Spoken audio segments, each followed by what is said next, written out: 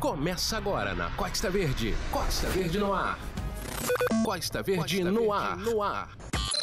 Alô, pessoal, Costa Verde no ar. E nós estamos hoje aqui com a presença, nós estamos gravando dentro da Universidade de Castelo Branco, nós estamos com a presença da professora doutora Eloá e a professora também doutora, a professora Terezinha. A gente está aqui conversando com vocês, vamos falar sobre o Dia do Advogado. Boa tarde, doutora Eloá. Boa tarde. Boa tarde, doutora Terezinha. Tarde. Professora, né? Como a senhora diz, o que o Ivo Pitangui dizia? Ele dizia que era melhor, era mais valorizado quando me chamavam de professor e de doutor. Isso aí ficou registrado. Né? Sim, aquele homem realmente deixou a marca. Uma referência. Né? Sim. Com certeza. Então, os alunos de Direito aqui na Universidade de Castelo Branco, eles costumam sempre dizer o seguinte, antigamente tinha aqui um professor chamado Vilmar.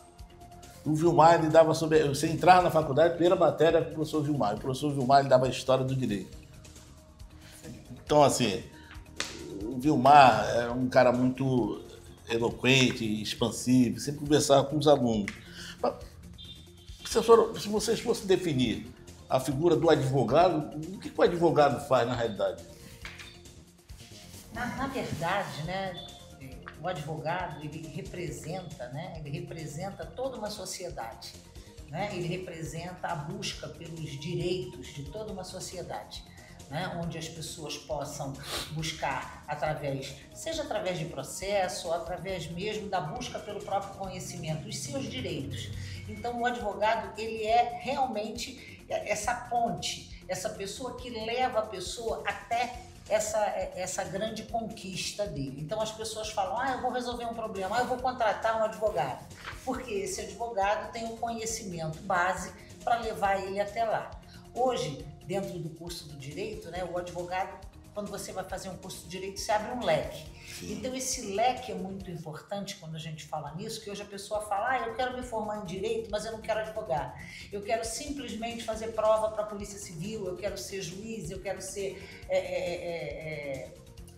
Polícia Federal, e cada um tem o seu sonho. Mas, na verdade, esse sonho se volta ao nosso curso de Direito, se volta àquele profissional que vai levar essa base.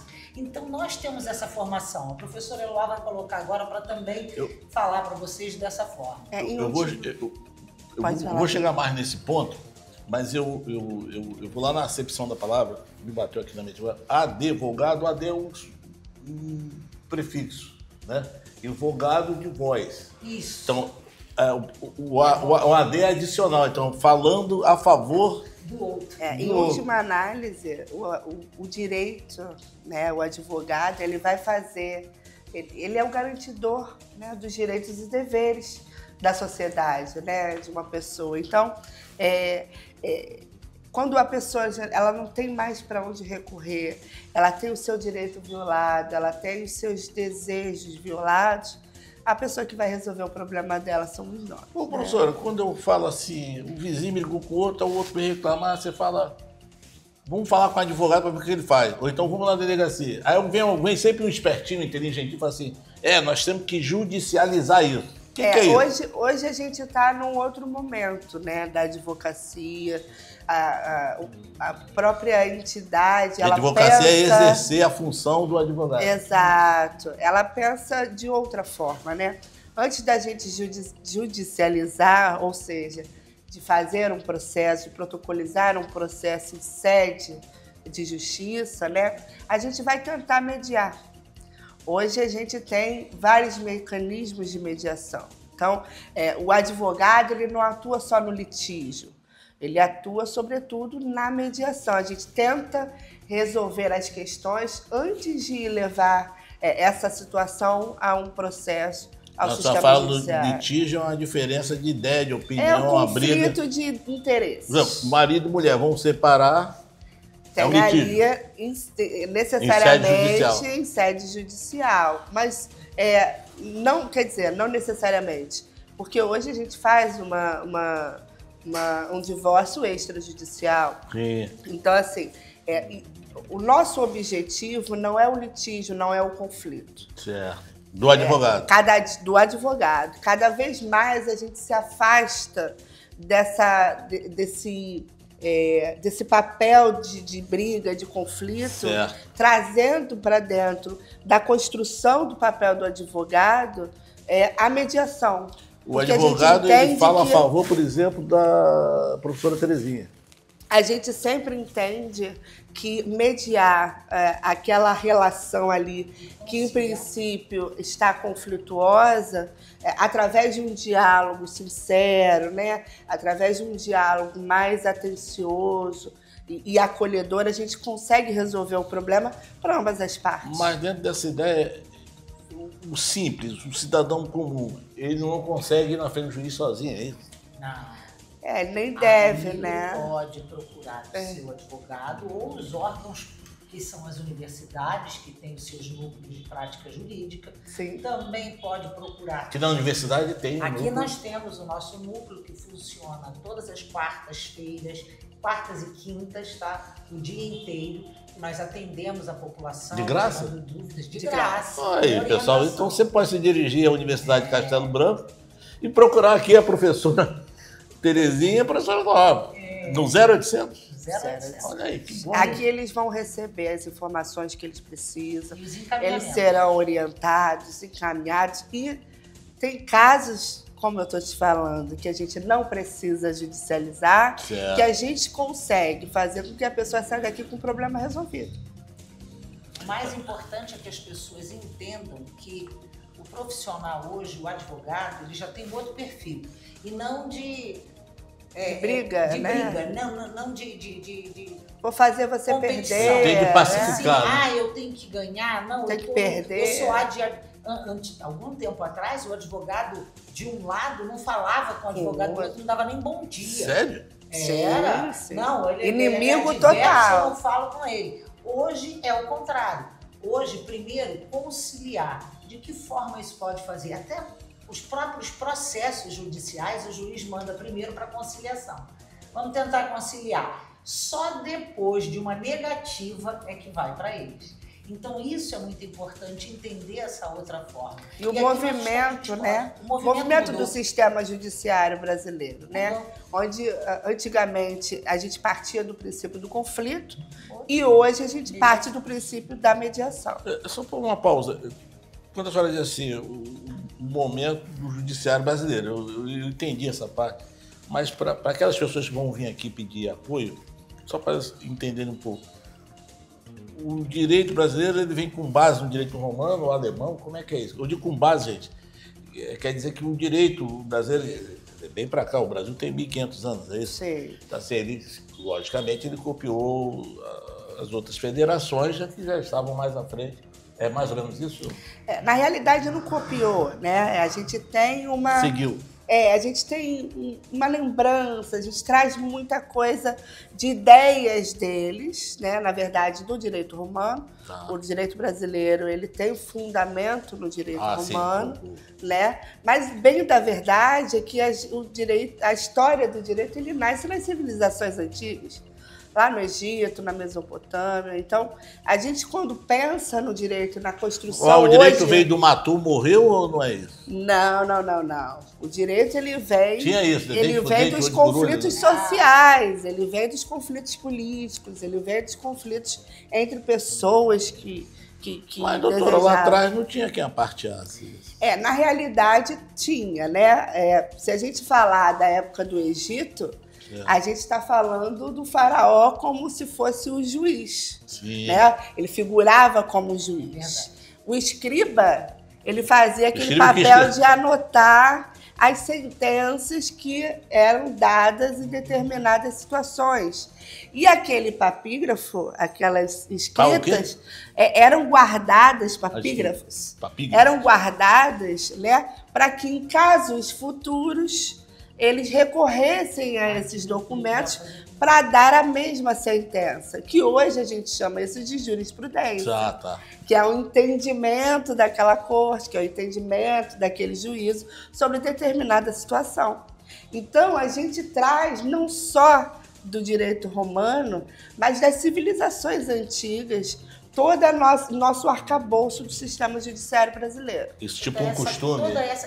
Toda essa garantia de direitos, né? Sim. Esse homem que hoje vive na sociedade, ele tem toda uma história que lá atrás isso foi construído. Então não é uma coisa que surgiu agora, Sim. é uma coisa que já vem Certo. há longo tempo, como ela acabou de falar, lá atrás nós fazíamos e tal. Então quando você chega para colocar o direito hoje, e é uma coisa assim que eu acho que todo mundo já percebeu, que nós duas somos apaixonadas pelo direito, Sim. e o direito é apaixonante, porque Sim. você começa a descobrir que não existe uma separação da nossa história com a história do direito. Não, Sim. ela se confunde, é uma coisa só.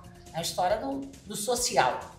É Certo. baseada em questões sociais, Isso. políticas, econômicas. A história do direito, ela traz para gente uma análise sobre a sociedade como um todo. Hoje essa coisa já avançou muito, né? Sim. Então, ao longo desses minutos, eu entendi que vocês falaram que não é necessário eu sempre judicializar uma certa picuinha entre um e O outro. interessante é não O judicializar. interessante é que não chegue a isso. Não chegue O interessante é mediar, porque quando a gente judicializa, a gente está diante de um conflito. Certo. E o papel do advogado não é criar conflito e nem ser patrono de um conflito. Ele quer resolver. Certo. E toda resolução ela pode vir necessariamente de uma mediação, de uma conciliação. Sim. Porque a partir desse momento em que há esse conflito, normalmente a gente tem uma quebra de relação. E para a gente não é importante que essa relação seja quebrada. O importante é que haja um diálogo, onde haja essa conciliação, para que essa relação ela seja cuidada, ela seja Isso entre as partes. Que essas... entre as partes.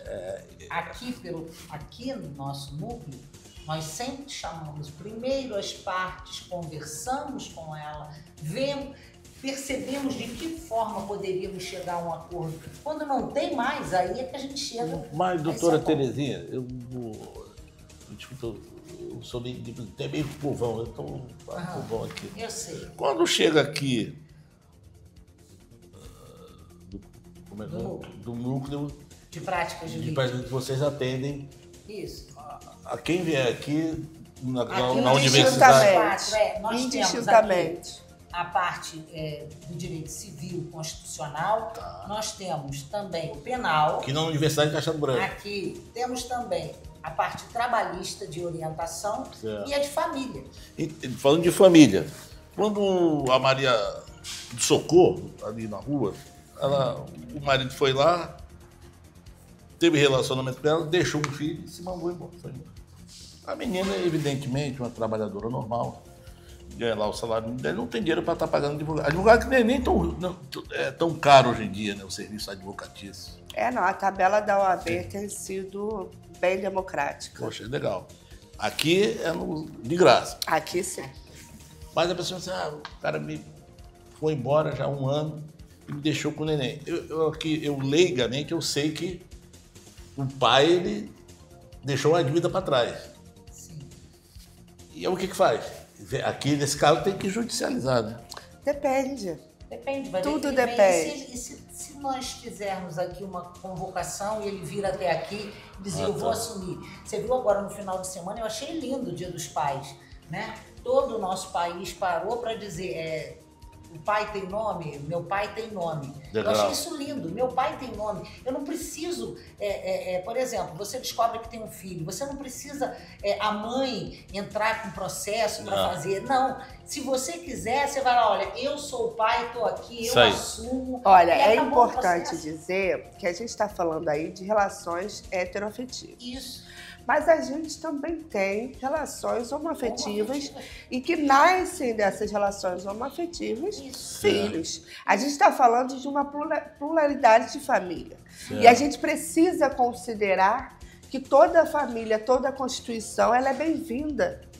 Então, assim, não é entre o homem e a mulher, é entre a relação familiar. Se Certo. há uma ruptura de relação familiar, a primeira coisa que nós, aqui da Castelo, fazemos vamos mediar essa relação. Porque se você parte da judicialização, você parte para o conflito. E, normalmente, no conflito, ele gera problemas para todos os lados, sobretudo para uma criança. É lógico que abandono, ele tem uma pendência financeira, mas, para além do financeiro, ele tem uma pendência emocional, ele tem uma pendência sentimental, ele tem uma pendência de senso de pertencimento. Então, assim, como é que eu vou contabilizar, como é que eu vou valorar esse sentimento dessa criança, essa expectativa dessa criança de uma relação frustrada familiar? Então, assim, a análise, ela precisa partir do pressuposto de a gente precisa resolver a situação, mas baseado no diálogo, baseado no acolhimento, baseado na mediação. Então, a mediação seria um primeiro estágio. Sim, é o que ela acabou de dizer. Eu posso medir, eu posso calcular quantos meses ele está devendo de pensão. Sim. Mas eu não posso calcular monetariamente quanto tempo de abandono ele fez para aquele filho. Há uma subjetividade. Porque, na realidade, essa relação ela não é mensurada. Isso, ela não pode ser mensurada. Uma relação familiar, ela tem que ser acolhida e ela tem que ser tratada. Nós tocamos numa área sensível da sociedade mundial hoje em dia. Bastante. A questão da mulher. A senhora bem falou de relacionamentos hétero, homoafetivos, etc. E tal. Mas a gente tem assistido da televisão, o Brasil especificamente tem chamado muita atenção. Há mulheres que vêm para o Brasil para usar esse guarda-chuva de escudo, que a senhora, qual seria a diferença entre o feminicídio e Lei Maria da Penha? Que eu digo até mesmo que eu leio bastante. Existe uma diferença, mas eu quero dizer com isso que há um arcabouço, é o que me parece, eu vou tirar dúvida com as senhoras, o cara falou vara de família, aí já é mais criminal, né? Sim, sim. É a área da professora. Poxa, que bacana, hein? Quando deixa de ser feminicídio, vai para a Lei Maria da Penha, quando é uma coisa? Na realidade, feminicídio é o crime. A Lei da Maria da Penha feminicídio é o que o cara mata. Que vai cuidar, né, dessa situação. E aí a ideia é você cuidar para que não chegue no feminicídio, no homicídio. A Maria da Penha cuida para que não seja um homicídio. Então, assim, eu queria dizer que, em primeiro lugar, a Lei Maria da Penha ela é uma primeira blindagem ali, vai. Sim, é uma das leis mais importantes do nosso país. Sim. Sobretudo considerando, né, o nosso histórico patriarcal, o nosso histórico onde a mulher ela nasce numa sociedade coisificada, ela não é um ser humano. Na sociedade o quê? Ela nasce na sociedade como um objeto coisificado. Ela é uma coisa, ela não é uma pessoa. Mas por que isso, professora Terezinha? Quando você fala é porque a mulher não é uma coisa, é um complexo de coisas. Então você colocar a mulher nesse papel é uma injustiça.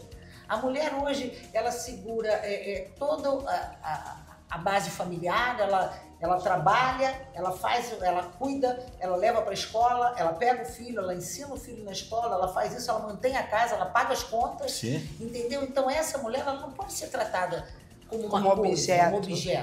Essa mulher é muito mais. Sem valor. E nós não estamos falando aqui só porque, o homem não. O homem tem o seu valor também, um bom pai, às vezes. Sim. Eu vou falar isso para você. Eu já vi bons pais que pegam o filho na escola, que fazem comida e a mulher vai embora.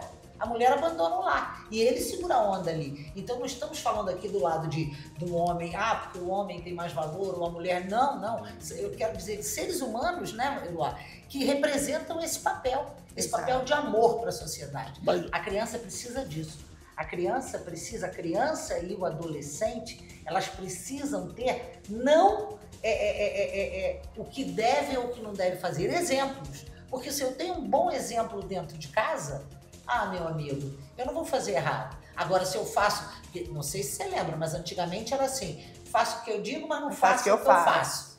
Lembra disso? Isso partia muito de quem? Dos adultos homens? Porque quando o histórico da sociedade, ele nasce sendo o homem o único provedor da família, né? Ele nasce tomando conta da mulher, tomando conta da irmã, tomando conta. E isso faz com que ele tenha uma espécie de poder e a sua figura acima do bem e do mal. Então, gente, estamos de volta aqui com a professora Terezinha e a professora Eloá, aqui na Universidade de Castelo Branco, no núcleo de práticas jurídicas. É onde você vai vir, se assim desejar, tirar dúvida com as professoras sobre o seu caso, por exemplo, de separação, ou de desquite, ou então está com dúvida no trabalhista, passa aqui um bate-papo rápido com as doutoras e tudo de graça aqui na Universidade de Castelo Branco. Agradecer também à Universidade de Castelo Branco que está dando esse espaço para a gente estar aqui entrevistando... No Dia do Advogado. No Dia do Advogado. Bom, a gente falou em advogado, mas uma dúvida ficou. Quanto tempo a pessoa que quer ser advogado, quanto tempo, e se assim, a questão da idade é parâmetro para isso? O nosso curso aqui... Fiz duas perguntas. Fez duas perguntas. O nosso curso aqui ele tem a duração de 5 anos, tá? 10 períodos. Caramba. Tá? Nós temos, ao final, 7º, 8º, 9º e 10º, os alunos fazem aqui conosco o núcleo de práticas jurídicas. Eles colocam em prática aqui todo o conhecimento, eles atendem a população a partir do 7º período. O nosso curso também tem a prioridade da humanização, da conciliação, de todo esse trabalho, tá? Nós temos, assim, mestres e doutores, o nosso curso é, assim, bem... como é que eu vou dizer para vocês? Eclético. E de uma forma... nós trabalhamos aqui com extensão, onde nessas extensões a gente atende a comunidade, tá? E é mais ou menos por aí. A idade... não é bem por aí, essa coisa da idade aí vai pegar, né? Porque nós conversamos isso com você. A gente tem hoje o jovem, né, que é a população Z, que está aí, e tem também aquela pessoa que diz assim, eu estou muito idoso, eu não quero fazer uma faculdade de Direito porque eu já estou velho para isso, olha o etarismo. Né? Nós temos que ver que as pessoas têm que aproveitar a cada momento. Eu posso ter a idade que eu tiver para poder fazer isso. Eu acho que é importante o jovem ou aquela pessoa que sente vontade de vir para cá e conhecer o nosso espaço. O etarismo é a prevenção... O etarismo é o preconceito com a idade. Eu chego para você e digo assim, você tá velho para fazer isso. Ou você tá novo. Ou você tá novo, que é a geração Z. O etarismo também pode ser porque você tá novo? Pode Sim, ser. Pode. Você chega para o jovem e diz assim, você não tem como enfrentar o mercado de trabalho. A professora Eloá agora vai falar um pouquinho sobre isso. E o cara fica... só foi a geração Z. Ela vai falar ali. Não, é porque a geração Z, ela nasce no final do século XIX, né? Quer dizer, no século XXI, na verdade. Nasce já imerso na tecnologia e tem toda uma característica específica que faz desse grupo um grupo muito distinto do que a gente tem vivido e que a gente viveu, né? Esses jovens, eles chegam numa relação extremamente superficial, né? Mas a relação dele com a tecnologia é que faz toda a diferença. Mas essa questão da preocupação, da afetividade, do comprometimento, ele fica um pouco prejudicado, né? Sim. Existe um estudo nos Estados Unidos, que foi feito bem há pouco tempo agora, onde os gestores de 800 empresas foram ouvidos e verificaram que o problema da recepção dessa geração Z não é no conhecimento, né? Não é por conta do conhecimento, mas por falta de habilidade em lidar com as questões da vida. Então a senhora está dizendo que o antigo CDF, entre aspas, não é Ele está preparado tecnicamente. Não é regra de sucesso. Não é regra de sucesso. Pode ter sido no passado. Gente, a professora não está dizendo que não tem que ser CDF. Não. Tem que estudar bem. Na verdade, não há uma receita de bolo. CDF né? é aquele cara que estuda muito, tá, gente? Não há uma receita de bolo. O que a gente tem visto essa questão dessa nova geração chegando e que ela tem muita preocupação consigo mas deixa de interagir com o Como outro. assim, professor? Porque você tem que ter habilidade e competência para lidar com aquela questão. Quando você diz, não é só o conhecimento, eu tenho que saber lidar com aquilo, eu tenho que ter maturidade para lidar com aquilo. Quando a gente fala sobre o novo perfil do mercado, o que o mercado está absorvendo hoje? Sim. O mercado está absorvendo não só aquele técnico, não é só o diploma, é para além do diploma. Então, a gente tem que reunir habilidades. O que são habilidades? Habilidade é você usar o seu conhecimento em conjunto com a atitude, ou seja, você precisa estar preparado para solucionar problemas, você precisa estar preparado para fazer perguntas, não é só para resolver.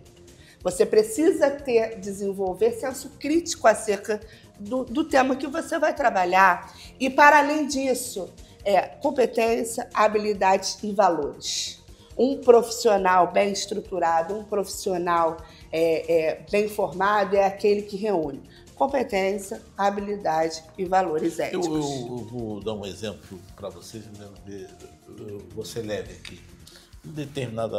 Tem um personagem do nosso mundo que todos nós assistimos, ele viu um acidente, ele é formado em medicina e ele sempre se protagonizou por ser formado em medicina, mas não exercia a profissão. E ele viu uma cena cujo qual uma criança morreu. E a polícia perguntou para ele, já que o senhor estava presente, era médico, não deu para o senhor ver se ele estava vivo, ele disse, não, na faculdade eu só tive acesso a bonecos. Sabe que hoje esses bonecos avançaram muito. Bastante. Mas isso não formou um bom profissional bom naquela hora, não, né? É por isso que eu estou te dizendo. Um bom profissional não é aquele que tem conhecimento apenas, porque o conhecimento é a aquisição da técnica mensurada. Ou seja, eu posso te preparar para fazer uma petição no curso de Direito. Quais são os requisitos de uma petição? Estão lá no CPC, no artigo 319. Ok, sei fazer uma petição. Mas se o caso concreto chegar, eu sei receber, eu sei acolher, eu sei direcionar, eu sei resolver? Não sei. Por quê? Porque aí vai ter que entrar a minha habilidade, não só a competência do conhecimento. A questão técnica. Eu preciso ter habilidade para solucionar determinado problema. E, para além disso, a gente, quando chega para nós um caso concreto, muitas vezes esbarra a questões éticas, a questões de humanização, a questões interdisciplinares. Tipo o quê? Que é a formação do nosso perfil do egresso. A gente forma aqui pessoas com senso crítico, capazes de resolver problemas e, para além disso, capazes de se solidarizar. Eu não estou falando que ele vai imprimir naquele caso as suas convicções próprias. Negativo. Mas ele precisa sentir a dor do outro para ele ter aquela vontade de resolver. E dentro do direito, você só consegue desenvolver um bom trabalho se você se colocar no lugar do outro, se você sentir aquela dor. Não adianta eu chegar e contar um fato, eu tenho que entender por que aquela mãe está sofrendo, por que aquela mãe vem aqui dizer assim, olha, eu não quero só o dinheiro, eu quero a presença do pai para aquela criança. Entendi. Entendeu? Eu vou aqui falar da minha forma, isso aí que ver se está certo. Eu tenho que ter a habilidade de buscar na parte técnica a parte em que ela vai me socorrer e a outra.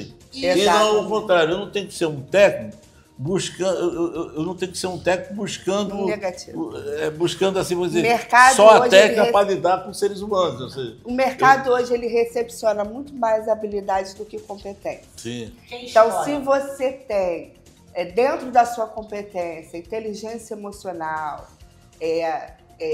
atitude, saber aplicar o conceito ao caso concreto, você está no bom caminho. Agora, se você é o melhor aluno da universidade, se você é o melhor profissional em matéria de técnica e chega no momento de conflito, você não sabe lidar, você não tem inteligência emocional, você está perdido.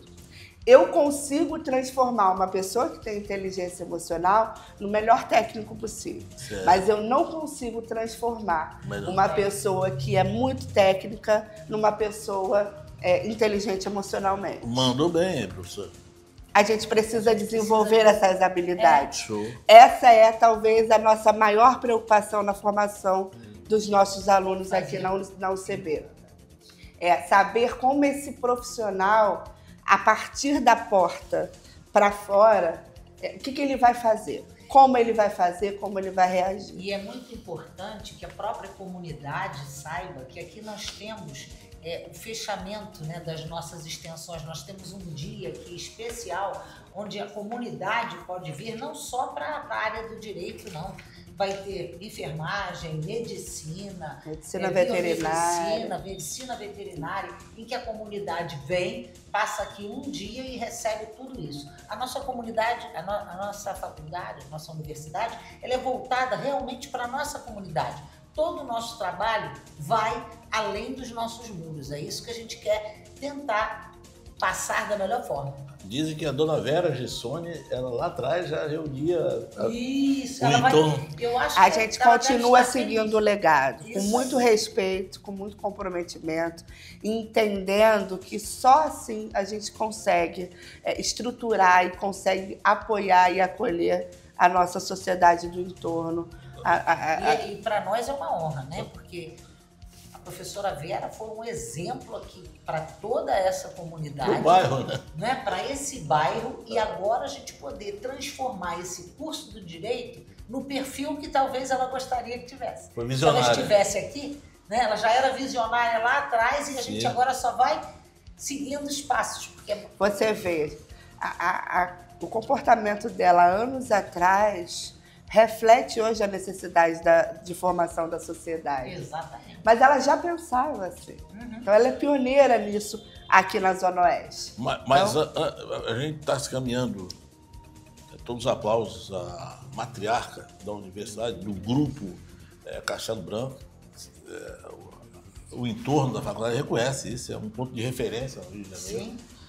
Mas eu queria puxar mais o pessoal da retaguarda aí, meus agradecimentos, o pessoal do staff, puxar mais um pouco por essa sapiência, né, sabedoria que a doutora Terezinha, a professora Eloá, a gente já está se caminhando no final, as duas vão poder falar individualmente sobre as considerações finais, mas eu queria pedir o pessoal aí mais alguns minutos.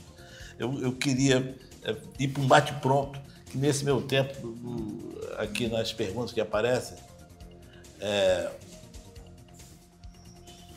fazer umas perguntas breves, se puder responder. Vamos lá. Chamamos isso de bate-pronto. Eu sempre vou nessa linha, vai ser mais 5 minutos da minha parte. Nem isso. Uma vez eu estava numa sala de aula, o cara falou assim: professor, se eu brigar com meu vizinho, essas perguntas sempre vêm, vou fazer perguntas, os alunos sempre perguntam isso, né? Se eu bater, eu brigar com meu vizinho, quebrar a perna dele, o advogado penalista, tu já fez isso? Eu te recomendo a não fazer essa briga, tá? Chama o cara para bater um papo e tudo e resolve o problema. Mas eu não vou responder essa pergunta, professor. Quando você fizer isso, você me liga que eu vou te cobrar para resolver o teu caso. Bom, por que o start, num primeiro momento, as pessoas dizem, quando eu brigar com meu vizinho, chamamos isso de... os caras até pacificaram isso na cabeça, isso é direito arbitrário das próprias razões, não? Olha, na realidade, você está falando do exemplo que se usa, né? Na realidade, a gente chama na psicanálise de ato falho.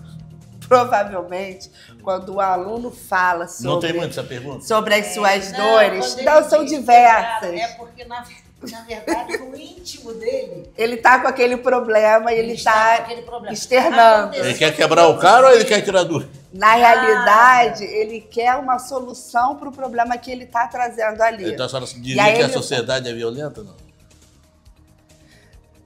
Segundo Locke... o indivíduo ele é mal por si só. Locke é um pensador, tá, gente? É um pensador, filósofo. O ser humano, o indivíduo, ele nasce mal. Que é isso?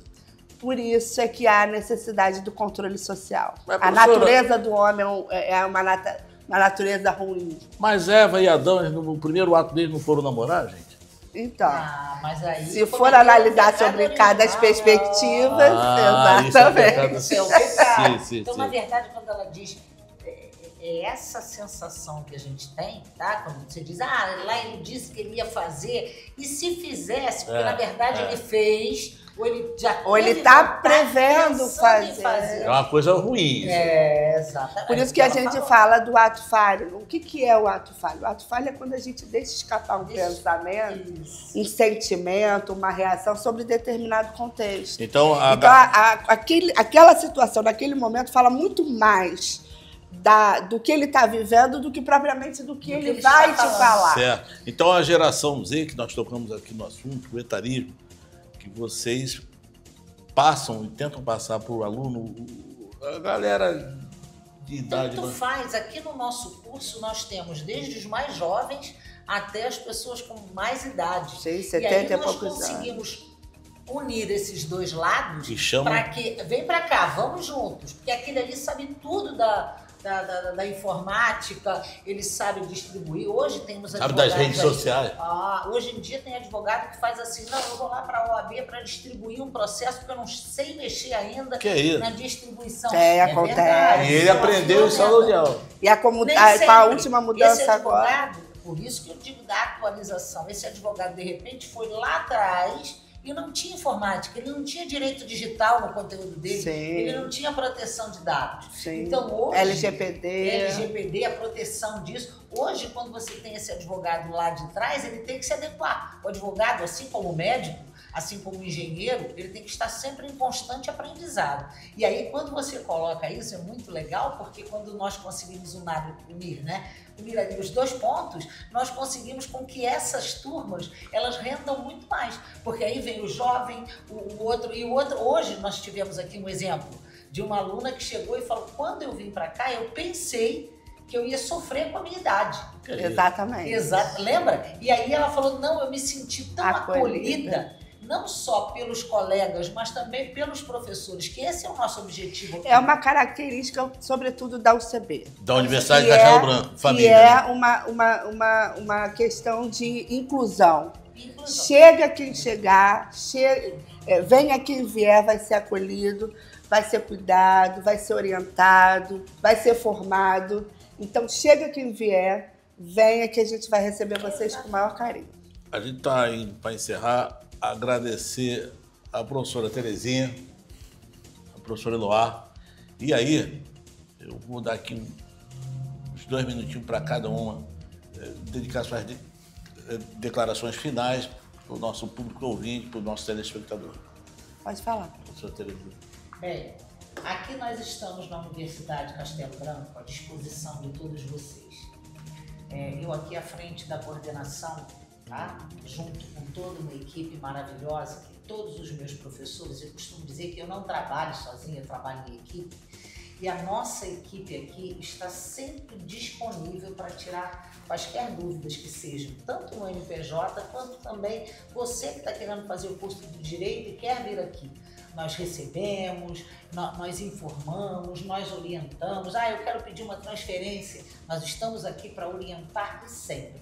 E principalmente também para aqueles que não querem fazer um curso de Direito, mas que precisam de uma orientação, nós também estamos aqui prontos para isso, tá? Para recebê-los, orientarmos. Se não pudermos resolver por aqui, nós encaminhamos. Esse é o nosso maior referencial. Nunca deixar as pessoas, aquelas pessoas que nos procuram sem resposta. Serão sempre bem-vindas. E dizer que a Universidade de Castelo Branco está muito preocupada com o perfil do profissional que a gente forma. Então, aqui na nossa universidade, até nas disciplinas teóricas, a gente tem prática. Então, o aluno ele vem praticando desde o início do curso. Razão pela qual a gente vai chegar num 7º período, por exemplo, que é a prática efetivamente, ele já vai chegar já muito mais preparado. Então, nosso curso é um curso que ele é interdisciplinar, ele é focado na humanização, ele é focado num perfil de profissional que vai juntar, vai somar a competência, a habilidade, os valores éticos e humanizados dessa sociedade. Então, vem para cá, a gente conta com vocês e estamos à disposição, né, professora? Com certeza. Professora, agradecer a presença de vocês aqui nesse nosso bate-papo dentro da Universidade Castelo Branco, que é a nossa patrocinadora. A gente sabe do legado família da Universidade Castelo Branco. E também dentro do programa Costa Verde no Ar, agradecer aos telespectadores e também ouvintes que acompanharam a gente nessas poucas horas que tivemos aqui. Segue a programação normal e semana que vem nós temos uma entrevista com a área de Educação Física e Esporte aqui da Universidade de Castelo Branco. Até lá, fique com a gente.